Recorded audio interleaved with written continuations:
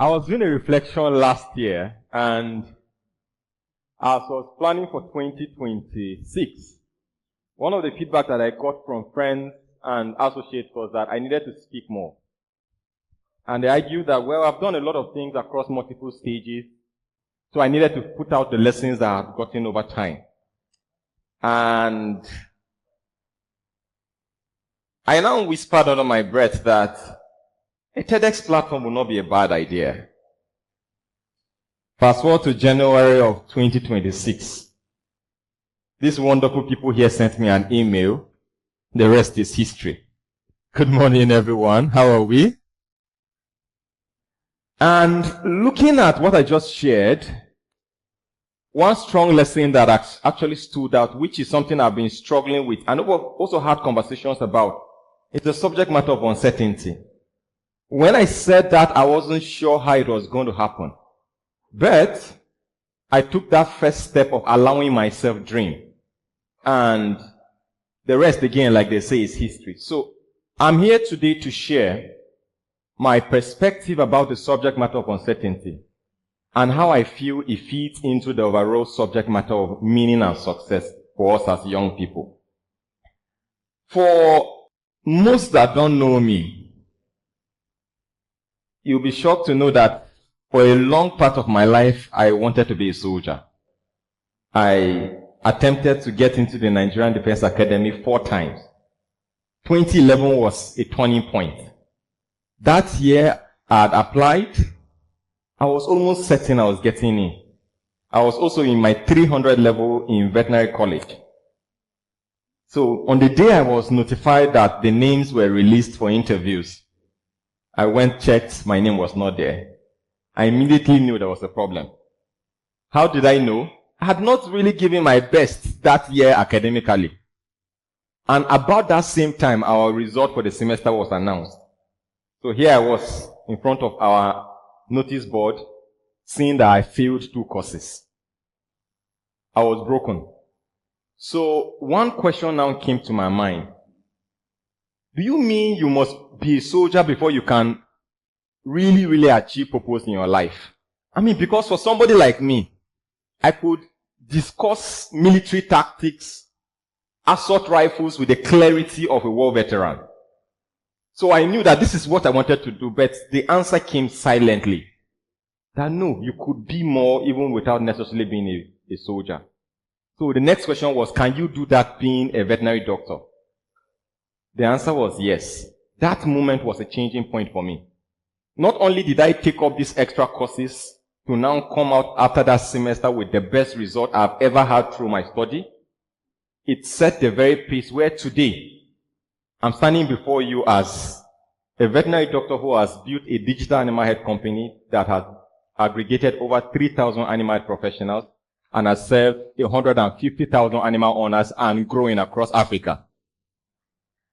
So, reflecting on this, I feel there's something we can pick as to how uncertainty can set us on a very definite path of success if we trust the process. Because there's this ideology we have about blueprints. We guard against anything uncertainty. Parents will tell you, I want my son to study medicine, architecture, engineering because they are going to get a job at the end of the day. I want you to serve in Abuja because afterwards I will work with an uncle to retain you. But in today's world, what can we truly guarantee? So instead of having that fixed mindset of wanting to guarantee the next step of our life, which in ironic terms is not even in our control, why don't we understand the lessons that not being able to predict tomorrow, but being able to control how you react to events guides us? And that takes me to the 10 lessons I want to quickly share with us. And the first one really is that your direction is the first thing you must figure out. Friends, speed is of no relevance if your direction is wrong. If you are be able to understand where you need to take your path forward, speed will come secondly. So understand first fundamentally, where am I going and where is this journey taking me? When you make that final peace with yourself that this is the direction I'm taking, speed will become your ally.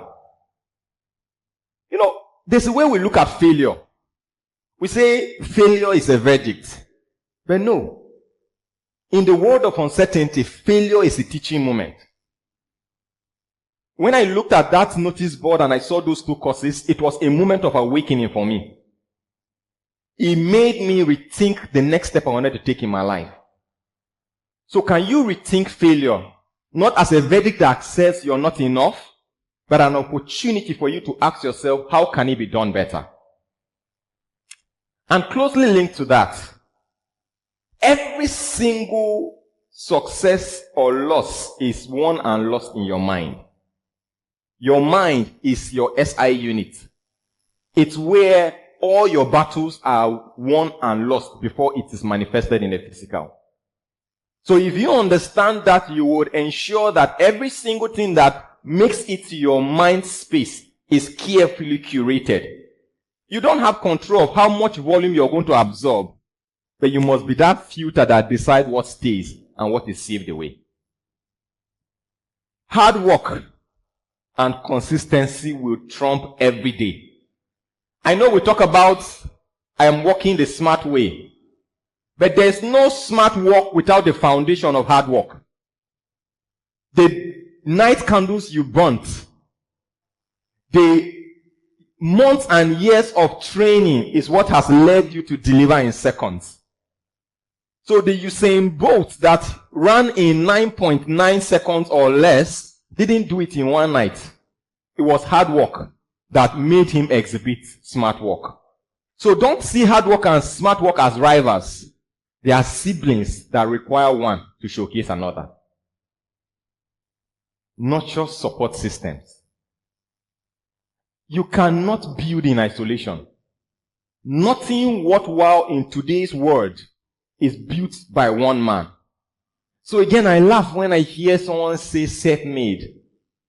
It sounds interesting, at least to suit your ego. But really? What is self-made about TEDxFUHSO? What is self-made about having all of us together? Isn't it the spirit of collectivism that has brought us all here to make this happen?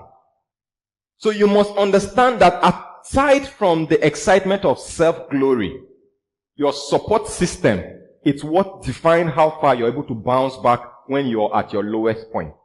So are you building for ego or you're building to nurture? Principles over precedence. Who knew that we'll be here in Otukpo to do this? Great things can happen from a small place. Now, what the lesson stands for all of us to imbibe is this. It doesn't matter whether it has been done before. You might be the first person coming out of your village to come into a university. Or they may be the first person to even go to a city. But the question you must ask yourself isn't whether it has been done before. It is, can it be done? When the Wright brothers were making the airplane fly, the laws of physics had existed before them. But they brought it to life. If you learn how to think in first principles, it doesn't matter whether it has been done before. You can be able to make it happen. Now you must be able to master the discipline of asking questions. I know that we wake up every day seeking answers. Perhaps you even came here seeking answers.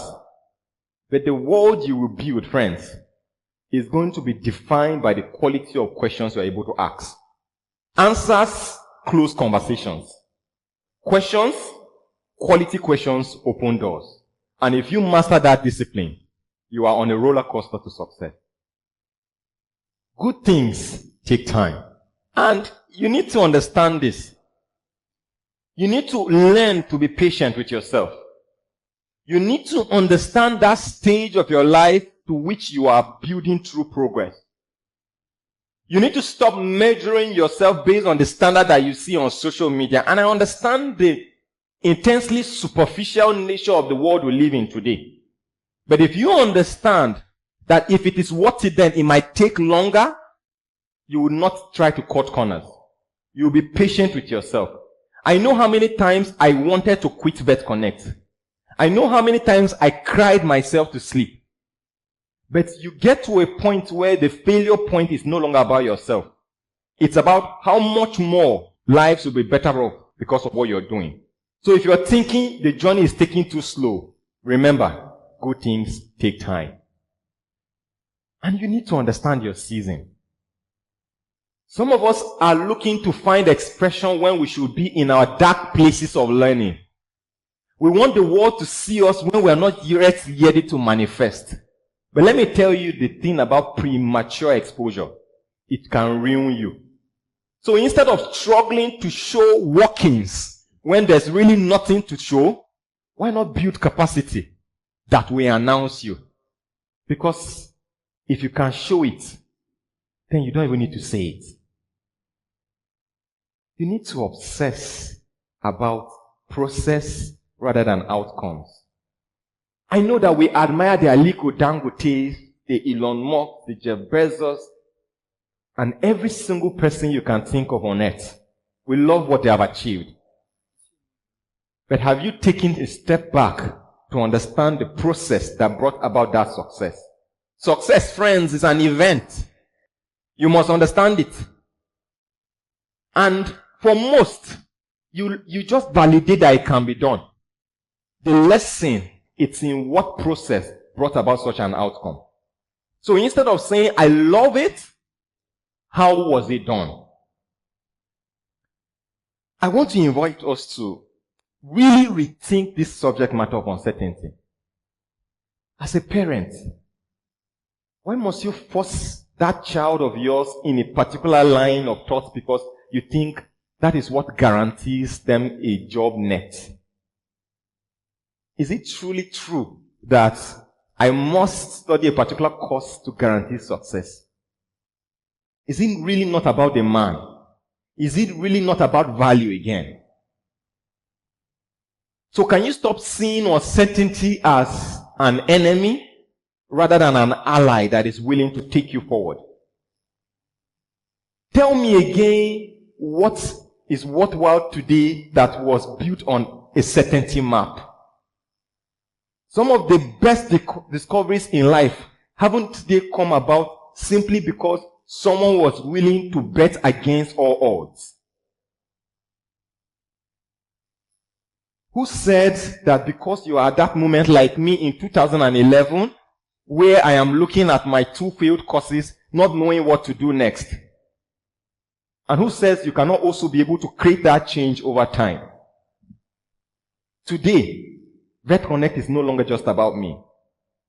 It is now a story that is being told across multiple countries, and I'm just simply somebody who made it happen. How many platforms are we sitting on and refusing to execute because we felt like our blueprint failed us? Let me wrap with this story. A story is told of a farmer. He had a son and a horse that ran into a neighboring village. The son went and brought it back and then came back with another horse. The next day, the son tried to ride the horse and fell and broke his leg. The villagers came and said, "How unfortunate you are." One day after, the army came to recruit some people to fight a war. And the guy was with a broken leg, so he had no use to the army. The villagers came and said, "How fortunate you are that your son was not picked." He said, "Who knows?" Friends, who knows if that moment of uncertainty is an opportunity for you to find your moment of awakening? What if that moment where you feel all is lost is an opportunity for you to bounce back? How many times have you sold yourself short because you think that how you would have wanted life to play out didn't happen, so you are a loser? This is your own moment. Mine was in 2011. Perhaps yours is in 2026. Where, like the team says, a new dimension, where we'll rethink the approach to how we define success and meaning in its entirety. Thank you very much.